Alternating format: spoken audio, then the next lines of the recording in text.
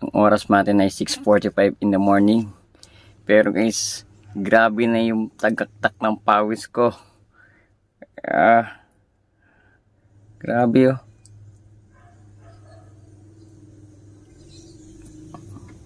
Yan. Grabe. Ang oras pala natin ay 6:45. Ay no, 6:45 pa lang. Pero ay, yung kamay ko basa. Grabe ang init to.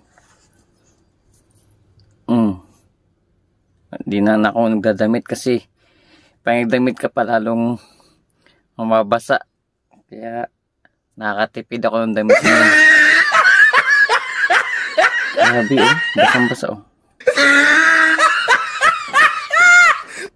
6:45 pa lang ng umaga pero grabe na ang init guys.